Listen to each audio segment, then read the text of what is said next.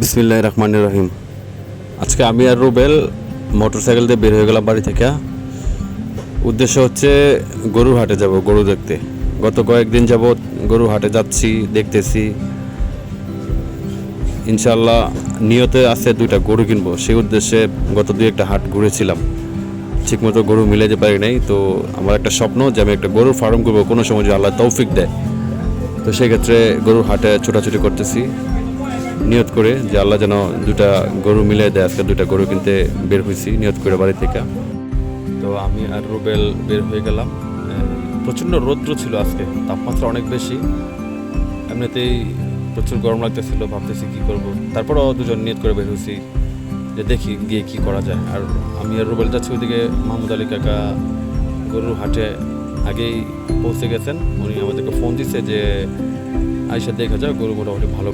তো আমরাও ইনশাল্লাহ রওনা দিলাম, দেখি কি হয়। মোটামুটি কাছাকাছি পৌঁছে যাচ্ছি গরুর হাটের দিকে। মাঝ পথে দেখা যাচ্ছে প্রচুর গাড়ি রাস্তায়। তো মোটামুটি দুজন প্রিপারেশন নিলাম যে আজকে গরু কিনবো, আল্লাহ যদি ভাগ্যে মিলাই দেয়। তো সেই পর্যন্ত প্রায় কাছাকাছি গরু হাটে চলে আসলাম। দেখতেছি অনেক মানুষ, দূর থেকে দেখা যাচ্ছে অনেক গাড়ি। তারপরে হচ্ছে গাড়ি ঘোড়া অনেক ভরপুর আজকে, মোটামুটি অনেক গরু উঠছে। তো আমরা গরুর হাটে প্রবেশ করতেছি।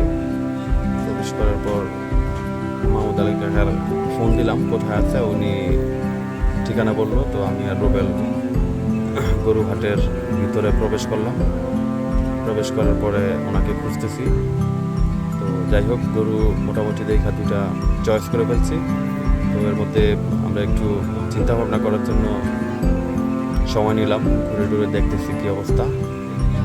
তো যাই হোক, পরবর্তীতে দুইটা গরু আল্লাহ দিলে মিল গেছে। আজকে দুইটা গরু ইনশাল্লাহ কিনে ফেলছি। থ্যাংক ইউ মাহমুদ আলী কাকা আর হচ্ছে রুবেল, ওরা আমাকে সাপোর্ট করছে। এই জন্য আমার কাছে যাক আলহামদুলিল্লাহ, আল্লাহ ভাগ্যে মিলাই দিয়েছি। দুইটা গরু আজকে কিনলাম, এই জন্য আজকে সারাদিন খুব ব্যস্ত ছিলাম।